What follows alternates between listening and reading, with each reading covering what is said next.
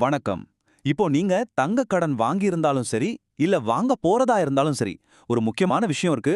Reserve வங்கி ஒரு பெரிய அப்டேட் கொண்டு வந்திருக்காங்க.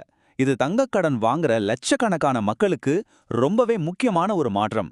வாங்க அது என்னன்னு டீட்டெயிலா பார்க்கலாம்.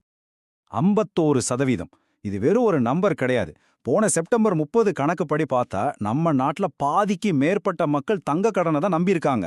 அப்போ யோசிச்சு பாருங்க, இந்த ஒரு சின்ன மாற்றம் எவ்வளோ பெரிய தாக்கத்தை உண்டாக்க போகுதுன்னு.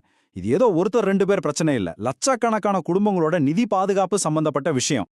சரி, முதல்ல ஒரு விஷயத்த புரிஞ்சுக்கலாம். ஏன் இத்தனை பேரு தங்க கடனை நோக்கி போறாங்க?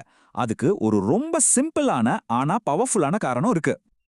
நம்ம எல்லாருக்கும் தெரியும், நம்ம வீடுகள்ல தங்கங்கிறது வெறும் ஒரு ஆபரணம் மட்டும் கிடையாது. அதோட மதிப்பு நாளுக்கு நாள் ஏறிட்டே இருக்கு இல்லையா? அதனால ஒரு அவசர பண தேவை வரும்போது அது ஒரு நண்பன் மாதிரி கை கொடுக்குது. அதை வச்சு டக்குன்னு பணம் புரட்ட முடியுது. அதனால தான் தங்க கடன் இவ்வளவு பாப்புலரா இருக்கு. ஆனா இங்க தான் ஒரு சிக்கல் வருது.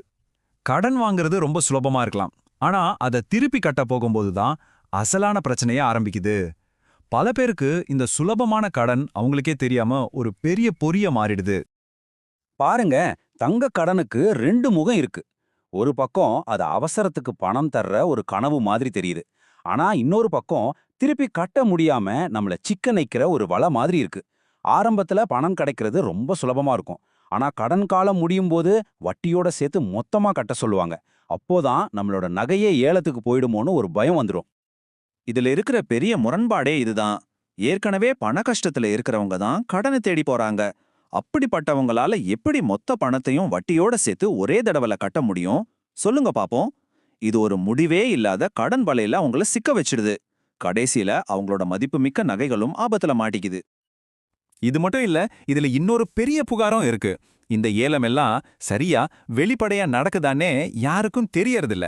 நம்ம நகை என்ன ஆச்சு, யாருக்கு வித்தாங்க, எவ்வளவு ரூபாய்க்கு போச்சுன்னு எந்த விவரமும் தெரியாம ஒரு குழப்பமான நிலைமை தான் இருக்கு. இது கடன் வாங்கினவங்களோட மன உளைச்சல இன்னும் அதிகமாக்குது இல்லையா? ஓகே, இப்படி நாடு முழுக்க இருக்கிற இந்த பிரச்சனைக்கு ஒரு முற்றுப்புள்ளி வைக்க இப்போ நம்ம ரிசர்வ் வங்கி ஒரு சூப்பரான திட்டத்தோட களத்துல இறங்கி இருக்கு. ரிசர்வ் வங்கியோட இந்த புது ரூல் ரொம்ப சிம்பிள். ரெண்டு ஸ்டெப் தான்.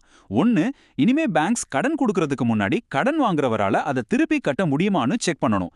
ரெண்டாவது, மொத்தமா பணத்தை கட்டுற சிஸ்டத்துக்கு பதிலா மாசம் மாசம் இஎம்ஐ கட்டுற ஆப்ஷனை கொடுக்கணும். சரி, இந்த திருப்பி செலுத்தும் திறன்னா என்ன? ரொம்ப சிம்பிள்ங்க. நாம ஒரு பர்சனல் லோனோ ஹோம் லோனோ வாங்கும்போது நம்ம சம்பளத்தை வச்சு மாசம் மாசம் இஎம்ஐ கட்ட முடியுமான்னு பேங்க் செக் பண்ணுவாங்க இல்லையா?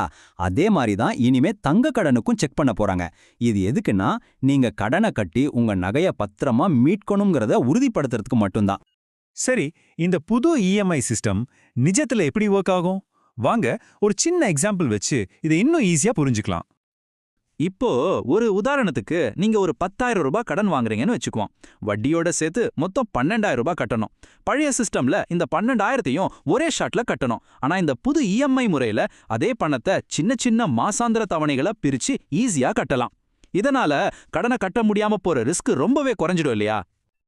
சரி, இப்போ எல்லாத்தையும் விட முக்கியமான கேள்விக்கு வருவோம். இந்த மாற்றத்தால நமக்கு, அதாவது உங்களுக்கு என்ன நன்மை? ஏன்னா இது உங்க தங்கம், உங்க குடும்பத்தோட பாதுகாப்பு சம்பந்தப்பட்ட விஷயம்.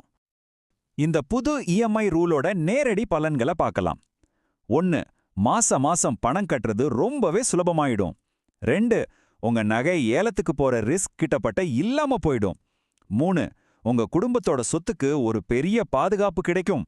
எல்லாத்துக்கும் மேல அடகு வச்ச நகையை கண்டிப்பா மீட்டிடலான்னு ஒரு தெளிவான வழி பிறக்கும், ஒரு நம்பிக்கை வரும். இந்த ஒரு புது விதிமுறை தங்க கடன் வாங்குற மொத்த சிஸ்டத்தையுமே மாத்த போகுது. ஆனா ஒரு கேள்வி இருக்கு. இது நிஜமாவே கடன் வாங்குற மக்களுக்கு ஒரு பாதுகாப்பான சூழலை உருவாக்குமா?